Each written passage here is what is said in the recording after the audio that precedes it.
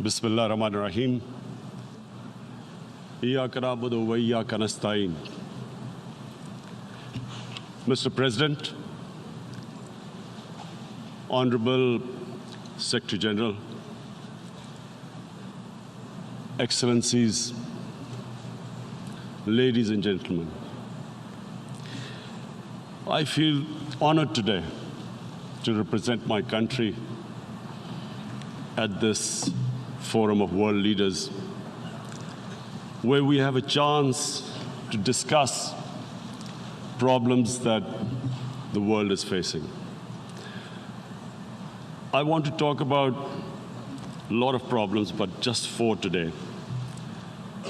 And I especially came to this forum despite a difficult time in my country, facing challenges.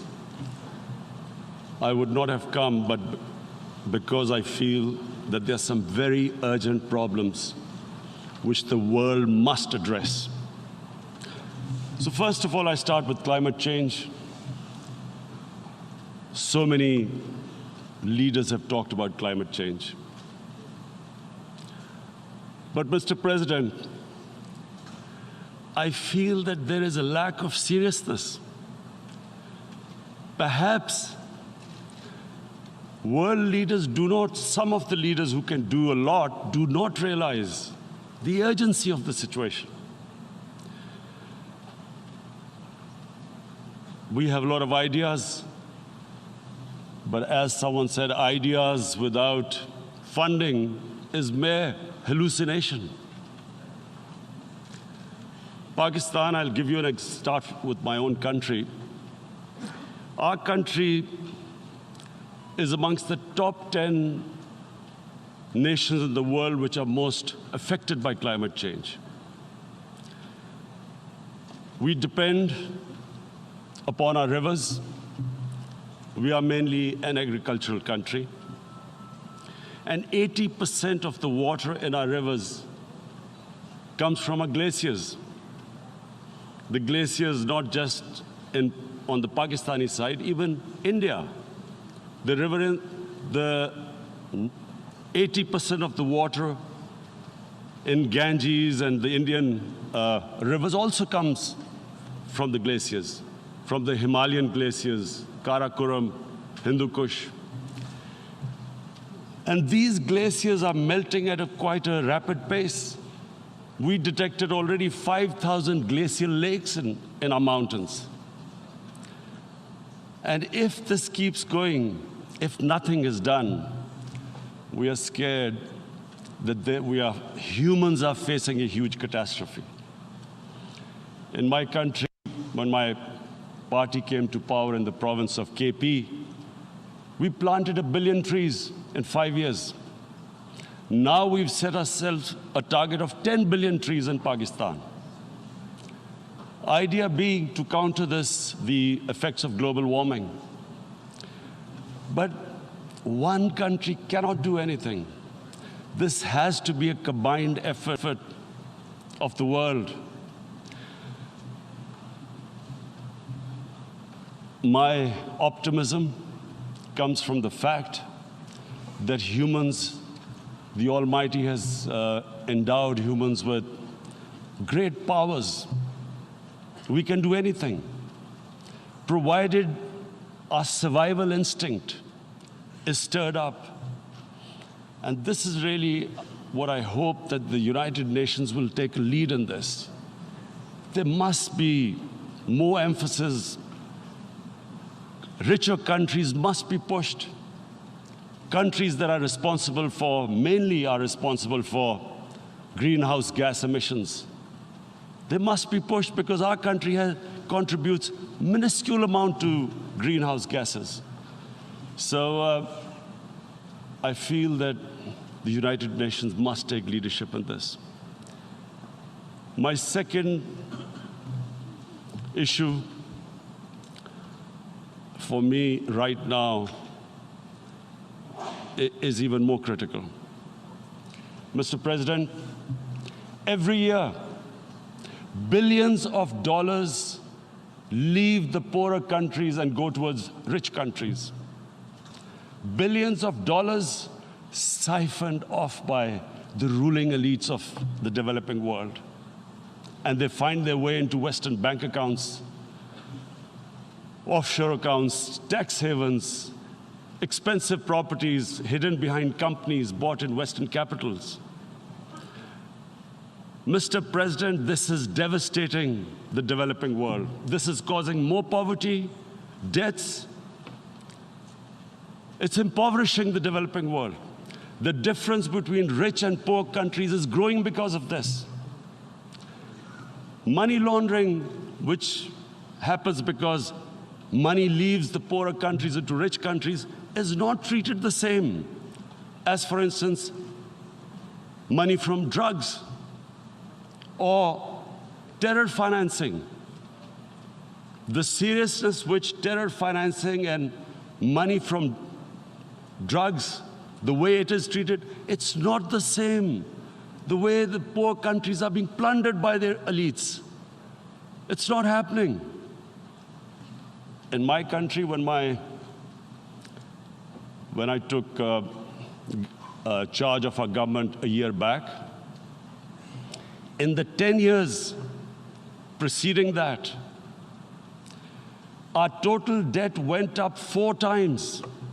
The debt we had accumulated in 60 years, just in 10 years, it went up 4 times. As a result, the total revenue we collected in 1 year, half of it went into debt servicing. How are we going to spend money on our human beings, 220 million people, when half the money is going into debt servicing? Because our country was plundered by the elites, the ruling elite. And easily they could get the money out. And when, Mr. President, we located properties in Western capitals bought by this money through corruption and money laundering, located the properties of these corrupt leaders, we find it so difficult to retrieve it. That money, if we retrieved that money, we could spend on our human beings. But they are such, it's so difficult. The laws protecting these criminals. We do not have the sort of money to have expensive lawyers and spend millions and millions of dollars. We need help from the rich countries. And Mr. President, it's critical. The rich countries must show political will. They cannot allow this to happen. How can the poor countries spend money on human development, which the United Nations asks, SDG? How are we going to do it when this money can easily leave our countries? So, unless the rich countries intend to build walls to stop economic refugees coming as we see right now, they must take action. They must take action now. It must be a deterrent. Corrupt ruling elites should not be able to take money out easily and park it into foreign bank accounts and into these properties abroad. And I never understand why. Why do we have these tax havens? Why is this allowed? Why shouldn't rich people pay taxes? Why is it legal to have these tax havens where you have these secret accounts? Because, the world is changing.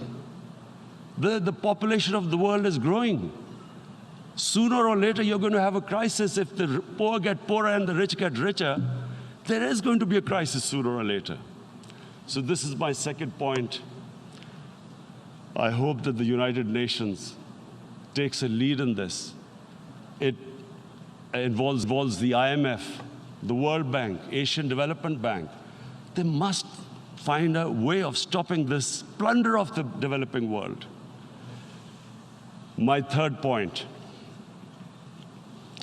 is Islamophobia. There are 1.3 billion Muslims in this world. There are millions of Muslims living in other countries, European countries, in the US, as minorities. Islamophobia since 9/11 has grown at a pace where it is alarming. Human communities live together. There should be understanding amongst them. But Islamophobia is creating a division. Muslim women wearing hijab, it's become an issue. It's become an issue in some countries. Hijab is some sort of a weapon. A woman can take off her clothes in countries, but she can't put on more clothes. How is this happening? Because of Islamophobia. And how did this Islamophobia start? After 9/11. And why did it start? Because certain Western leaders equated terrorism with Islam. Islamic terrorism. Radical Islam. What is radical Islam? There is only one Islam, and that is the Islam we follow of Prophet Muhammad sallallahu alaihi wasallam. There is no other Islam. Radical Islam, Islamic terrorism, what message did they send to people in the West? And why is there Islamophobia? How is a person in New York, in the Midwest, in the US, in European capital, how is he going to distinguish between who is a moderate Muslim and who's a radical Muslim? Because terrorism has nothing to do with any religion. This Islamic terrorism, Islamic radicalism, and sadly used by leaders, this has been the main reason for this Islamophobia. And it has caused pain amongst Muslims. We in Muslim countries watch this Islamophobia traveling abroad, and it's getting worse. And may I just say, Mr. President, that in European countries, it is marginalizing Muslim communities. And we all know that marginalization leads to radicalization. Some of the people who ended up as militants in Syria and other places were from marginalized Muslim communities. And my point here is that we must address this issue. I'm sad to say that we Muslim leaders have not addressed this issue either. After 9/11, when this thing came about war against radical Islam, rather than Muslim leaders trying to explain to the West that there is no such thing as radical Islam, in all human communities, they are radicals. They're liberals and rest are moderate. All human communities, Christians, Jews, everyone has it. But Islam is not radical, neither Judaism, neither Christianity, neither Hinduism. No religion preaches radicalism. The basis of all religion is compassion and justice, which differentiates us from the animal kingdom. But unfortunately, the Muslim leadership was so scared of being called radical Islam that all of them became moderates. In Pakistan, we were in the eye of the storm, and our government coined a phrase called enlightened moderation. No one knows what it meant, but everyone started putting on Western suits that they were moderates, started speaking. Even those who didn't know English would speak English because they were moderates. No one had a clue what it was, because we, in the Muslim world, did not explain to the West that there is no such thing as radical Islam. One of the reasons why, after 9/11, Islam was supposed to be equated with terrorism was suicide attacks. Because the 9/11 bombers did a suicide attack, all sorts of theories came up that the Muslims are involved in suicide attacks because they will get virgin in heavens. Some came up with, what about women, suicide attackers? So this bizarre thing happened. No one explained. Suicide attacks and Islam were equated. No one did research that before 9/11, the majority of suicide attacks in the world were by Tamil tigers, who were Hindus. No one blamed Hinduism, and quite rightly. What has Hinduism got to do with what desperate people were doing in Sri Lanka? We all know about, we've seen films about Japanese kamikaze pilots at the end of the Second World War doing suicide attacks. No one blamed the religion. But here we were trying to prove we were moderates and not explaining to the West. But the most important thing I wanted to say here today, in explaining this Islamophobia, Mr. President, and I feel it's very important because I've spent, because of I played professional sport in England, I spent a lot of time there. So I know how the Western mind works and how West views religion. So where the misunderstanding about Islam came.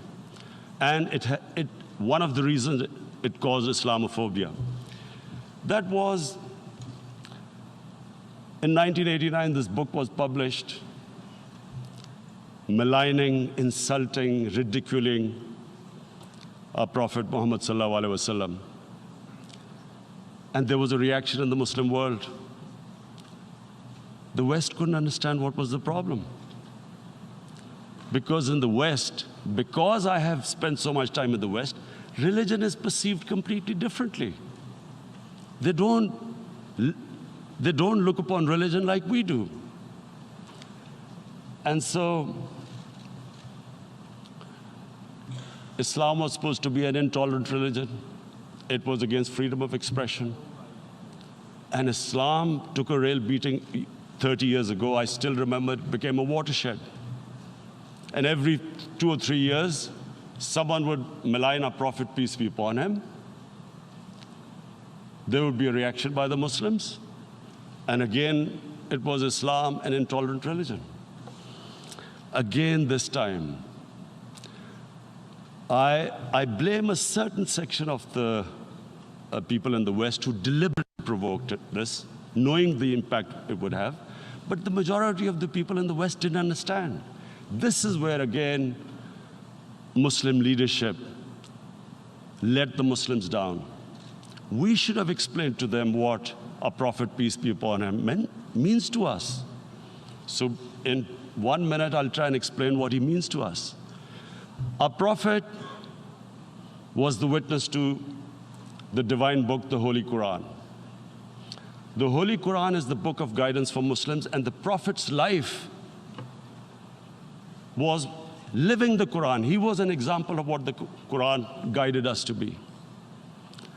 So he is the ideal we all try to get to. The Prophet created the state of Medina, the first state in Islam.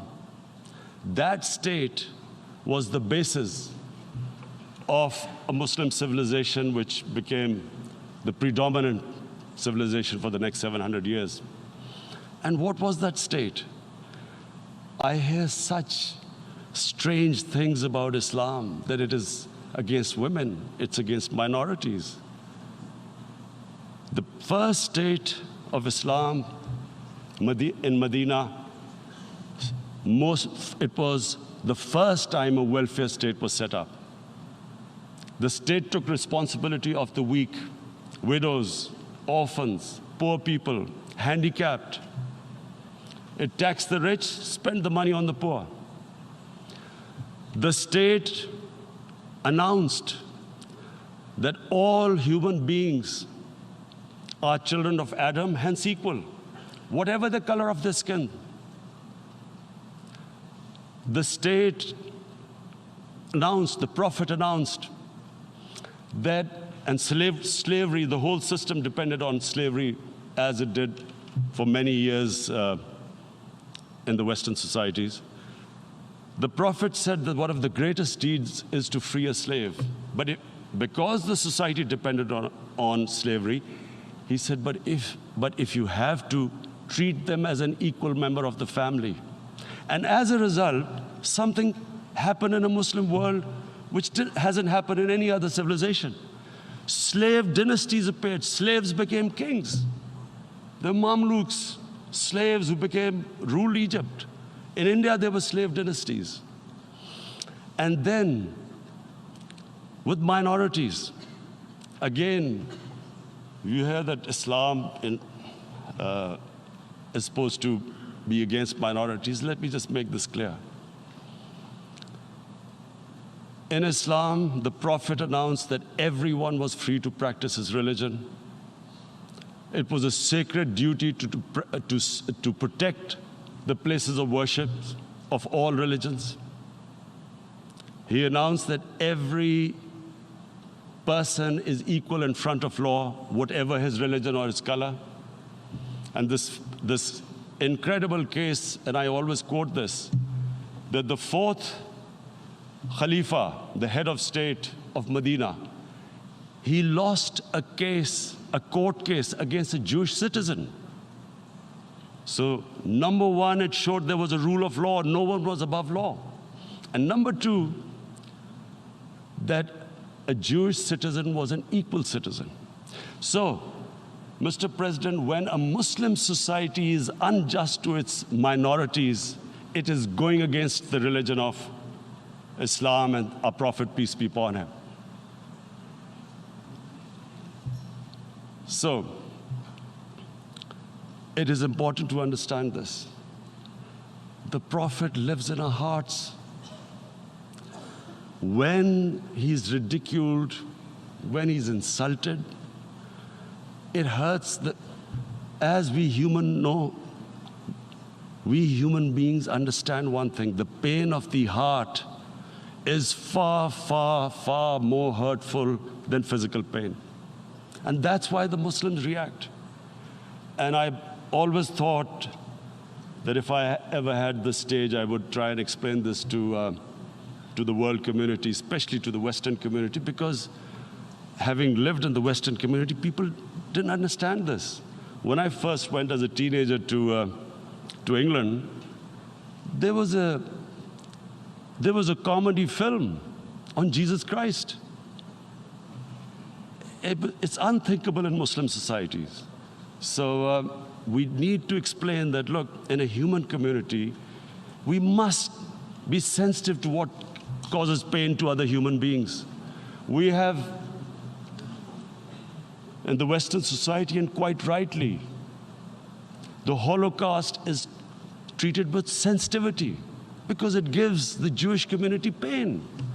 That's all we ask, that do not use freedom of speech to cause us pain by insulting our Holy Prophet. That's all we want. And now, the number fourth point, Mr. President, and this is the most critical point, is the reason why I especially came here. It is about what is happening in Kashmir. Before I go on this, I want to make one thing clear, that when we came to power, my first priority was that Pakistan would be a country which will try its best to bring peace. We had been through this war on terror. We joined the United States war on terror after 2001. And Pakistan went through one of its worst periods where 70,000 Pakistanis died and over 150 billion was lost to our economy. And Mr. President, I opposed the war because in the 80s, Pakistan had joined the Western countries in what was the freedom struggle then in Afghanistan against the Soviets. And it was funded by the Western countries. These Mujahideen groups, which were treated in guerrilla warfare, were trained by Pakistan Army, funded by the Western countries, and especially US, and they waged what was a freedom struggle in Afghanistan. The Soviets called them terrorists. We call them freedom fighters. 1989, the Soviets retreated. The Americans packed up and left. Pakistan was left with these groups. Come 9/11, Pakistan joined the United States in this war on terror. And now our government was supposed to, the reason why I opposed joining this war, because here we had indoctrinated them in jihad, meaning freedom struggle against foreign occupation. Now, because we had joined the US, and the US had occupied Afghanistan, now we were supposed to tell them that, no, this is not freedom struggle and jihad, it's terrorism. So that's why I tried to tell then government that, stay neutral, because you will have leverage over them. You will be able to control them. But if you join them, you become collaborators, and they will attack you, which is what happened. They turned against us. We went through a nightmare. 70,000 people killed in a war we had nothing to do with. No Pakistani was involved in 9/11. Taliban were in Afghanistan. Al-Qaeda was in Afghanistan. What had we to do with it? 70,000 Pakistanis died. So when we came to power, we decided that we would dismantle what was left of these groups. And this decision was taken not just by us, but by all the political parties in Pakistan. Unfortunately, they didn't implement it. So we came to power, we decided to implement it, and we dismantled whatever was left of the groups. And I know that India keeps accusing us that there are these groups there. I would like the United Nations to send observers, see for themselves what we've done. No Pakistani government would have dared to do this because it would have created strife. But we decided that there would be no militant organizations in Pakistan. So I need to give you this background and to what I'm going to say later on. And secondly, we started mending fences. I invited the Afghan president. We developed a relationship with Afghanistan. We had problems with Iran. We mended fences there.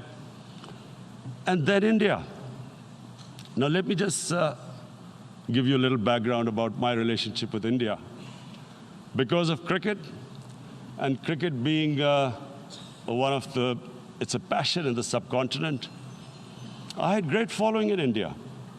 I have friends in India, and I loved going to India. So immediately, when my party came to power, the first thing we did was to immediately reach out to India. And I spoke to President Modi, and I said, look, we have similar problems. Climate change, poverty, let's get together. Let's resolve our differences through trade. Let's build a relationship on trust. Prime Minister Modi told me that, there were terrorist attacks from Pakistan. I said, we have problems with you. There are terrorist attacks which we know are instigated by India in Balochistan. We caught a spy, Kulbhushan Yadav, who admitted what the sabotage going on in Karachi and Balochistan. So we said, look, let's leave that behind. Let's move forward. Our main priority should be our people. The highest number of poor people live in the Indian subcontinent. Unfortunately, didn't make any headways. Our foreign ministers were supposed to meet on this in the UNGA last year. India canceled it. We thought that it's their election coming up. It's a nationalist, ultra-nationalist party. It doesn't want to cozy up to Pakistan. So we thought, okay, we'll wait till the elections. Meanwhile, a 20-year-old Kashmiri boy, whose father said was radicalized by the security forces in Kashmir, blew himself up on an Indian convoy. Immediately, India blamed us. I spoke to the Indian public on television. I said, if you give us any iota of proof, we will immediately take action, because we've clamped down on these groups. Rather than sending us any proofs, they sent their jets in, they bombed us. We retaliated. A jet, 2 of their planes were shot down, 1 pilot bailed out in Pakistan. We immediately returned the pilot, saying that, look, we do not want any escalation. Rather than taking that as a peace gesture, the entire campaign, almost the entire campaign of Mr. Modi in the election was how he had taught Pakistan a lesson that jets had killed 350 terrorists.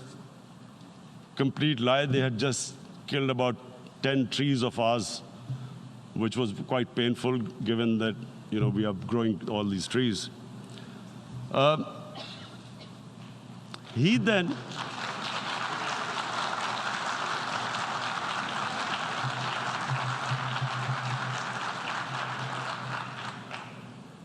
the election campaign, Mr. Modi used words like, this is just a trailer, the movie is about to start.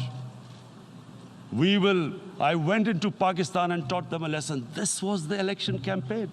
Okay, so we thought, us politicians make all these statements to win elections. So, okay, after elections, we'll get back to our normal relationship. Well, the moment the elections ended, we approached India. No response, but then we discovered they were trying to push us in the FATF blacklist to bankrupt us. That's when we realized there was an agenda. And that agenda became obvious on the 5th August when India went against 11 United Nations Security Council resolutions, which say that Kashmir is a disputed territory and the people of Kashmir have the right of self-determination. They went against that.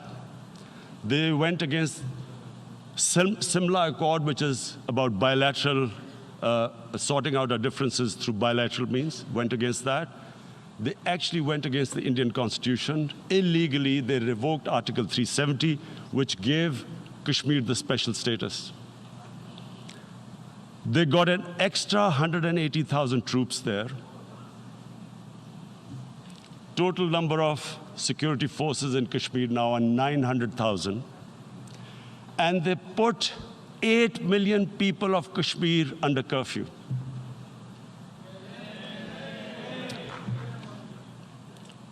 Mr. President,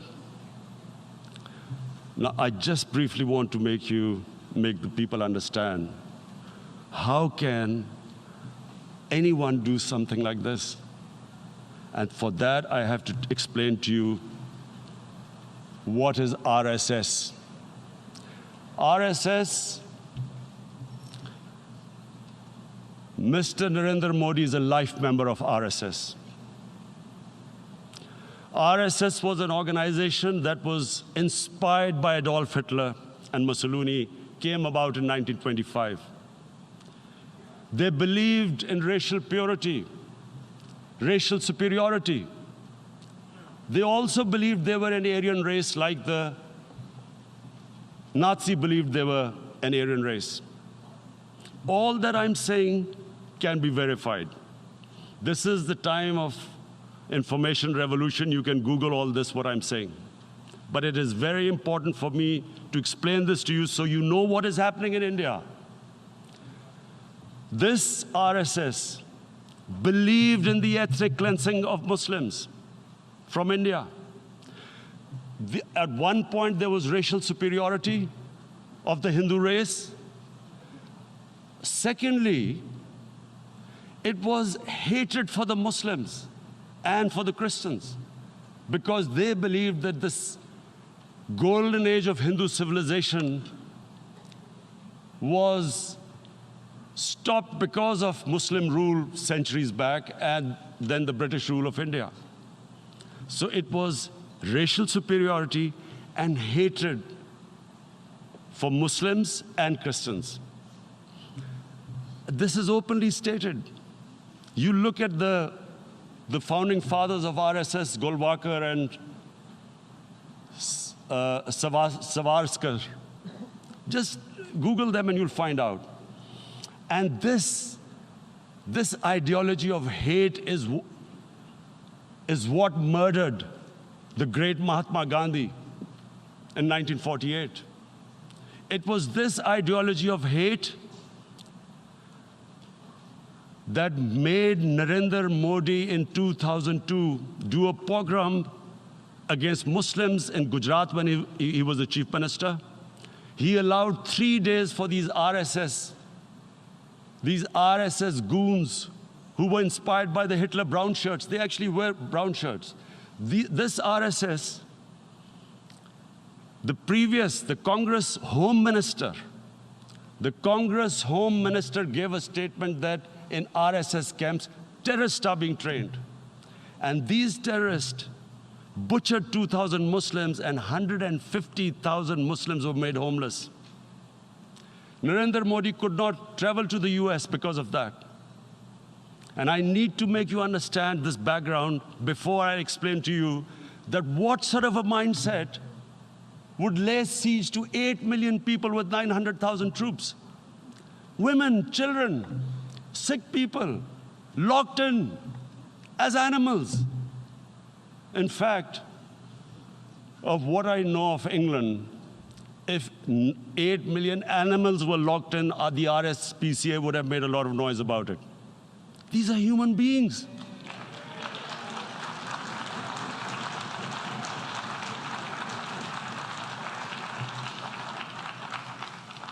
And Mr. President, what comes with racial superiority, these illusions of Aryan superior race, is arrogance. The two go together. And it's arrogance that makes people make mistakes and do stupid things, cruel things like what Narendra Modi has done. It's sheer arrogance. And it's arrogance that has blinded him from the fact that what is going to happen when the curfew is lifted? Has he thought about it? This hasn't been thought through. What is he going to do when he lifts the curfew? Does he think that people of Kashmir will quietly accept the status quo because India has changed the constitution and taken away the special status? They'll accept that? Mr. President, 100,000 Kashmiris have died in the past 30 years because they were denied the right given by the United Nations, the right for self-determination. 100,000 have died and 11,000 women have been raped. There are two United Nations human rights reports on this. The world hasn't done anything because India is a huge market, 1.2 billion people. Sadly, the material prevails over the human. But this has serious consequences. Again, I repeat, that's why I'm here. Look, what is going to happen when the curfew is lifted will be a bloodbath. The people will come out. There are 900,000 troops there. They haven't come to, as Narendra Modi says, he's done this for prosperity of Kashmir. This is supposed to be for the development. These 900,000 troops, what are they going to do when they come out? There'll be a bloodbath. Has he thought it through what happens then?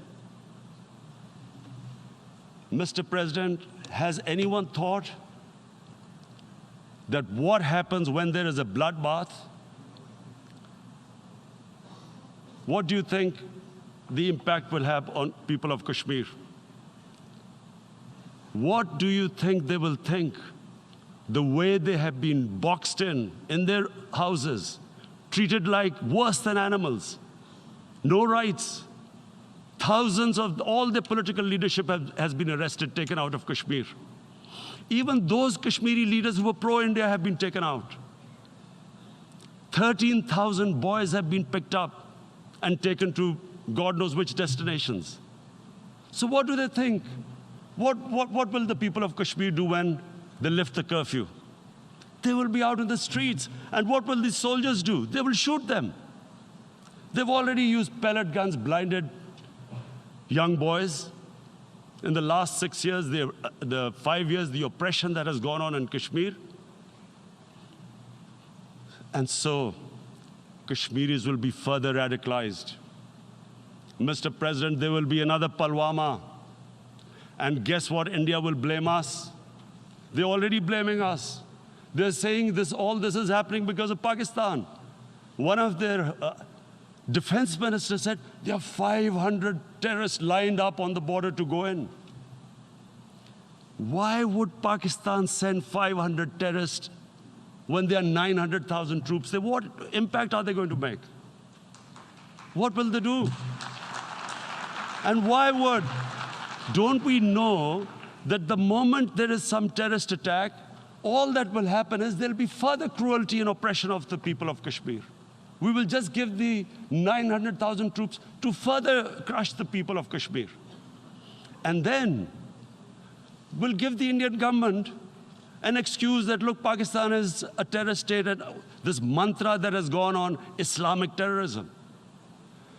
The moment you use this catchword, Islamic terrorism, the whole world turns away. No one talks about human rights. You can do whatever you want, which is what has happened in Kashmir, because they keep using this word, Islamic terrorism. And this is what they're doing right now.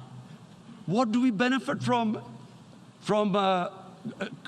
further increasing the cruelty on the people of Kashmir? And why would we want this? But there is no other narrative left for India. As when they lift the curfew, whatever happens, Pakistan will be blamed, and there is always a danger of another Pulwama. They might come and bomb us again, and then another cycle might start. And what does Narendra Modi think that 180 million Muslims of India are thinking right now?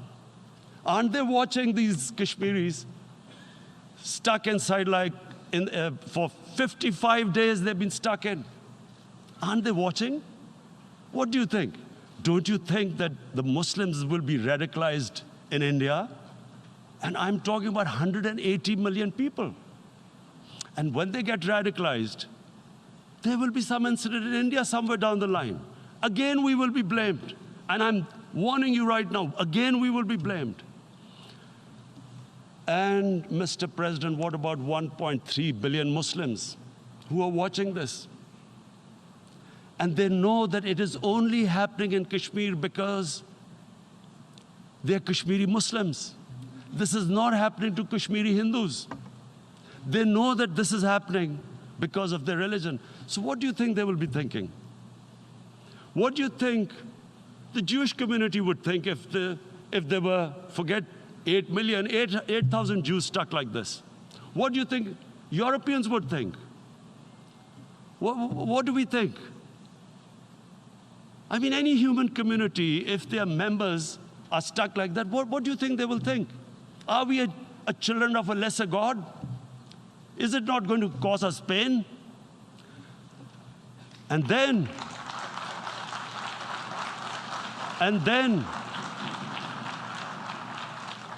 I'll tell you what will happen. People will, in the 1.3 billion Muslims, someone will pick up arms. I know we've been brought up with films, Western films. This good, decent guy doesn't get justice. He decides to pick up a gun and start seeking justice. There was a film made in New York, famous film called Death Wish. This guy gets mugged by and his family, his wife gets killed or something. He can't get justice. He picks up a gun and he goes around shooting muggers. And the whole cinema cheers him on. So what do you think the Muslims are thinking right now? If there is a bloodbath, there will be Muslims becoming radicals, not because of Islam, but because of what they will see that there's no justice when it comes to Muslims. There were Rohingya Muslims, Myanmar, who are, God knows, almost 1 million people out, ethnic cleansing. What was the response of the world community? So what do you think will be the response of 1.3 billion Muslims? I picture myself. I'm in Kashmir. I've been locked up for 55 days. I have heard about, and there are rapes, Indian Army going into homes, soldiers. Would I want to live this humiliation? Would I want to live like that? I would pick up a gun. You're forcing people. You are forcing people into radicalization. When people lose the will to live, what is there to live for? And this is what, if you can do this to human beings, you are actually radicalizing people. And so, Mr. President, I want to repeat here, this is one of the most critical times. There will be a reaction to this. Pakistan will be blamed. 2 nuclear-armed countries will come face to face like we came in February. And before we head in that direction, the United Nations has a responsibility. This is why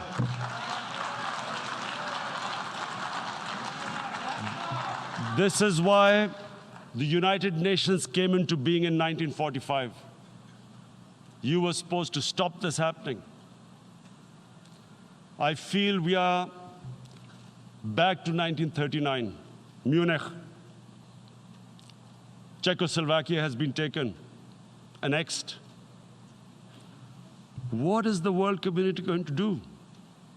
Is it going to appease a market of 1.2 billion, or is it going to stand up for justice and humanity?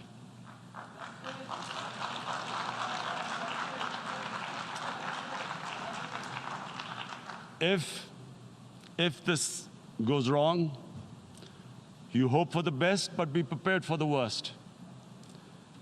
If a conventional war starts between the 2 countries, Mr. President, if a conventional war starts, and anything could happen, but supposing a country 7 times smaller than its neighbor is faced with the choice, either you surrender or you fight for your freedom till death, what will we do? I ask myself this question. And my belief is, La ilaha illallah, there is no God but one. And we will fight. And when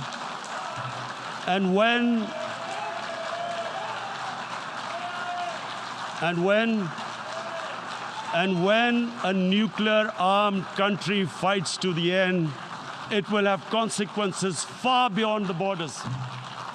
It will have consequences for the world, which is why I repeat I'm here. Because I'm warning you, it's not a threat. It's a fair worry that where are we headed? And I've come here to tell the UN, you've got to, this is a test for the United Nations. You are the one who guaranteed the people of Kashmir the right of self-determination. They are suffering because of that. And this is the time. This is the time not to appease like in 1939 appeasement took place. This is the time to take action. And number 1 action must be that India must lift this inhuman curfew, which has lasted for 55 days. It must free all political prisoners, and especially those 13,000 boys that have been picked up. Parents don't know where they've disappeared. And then the world community must give the people of Kashmir their right of self-determination. Thank you.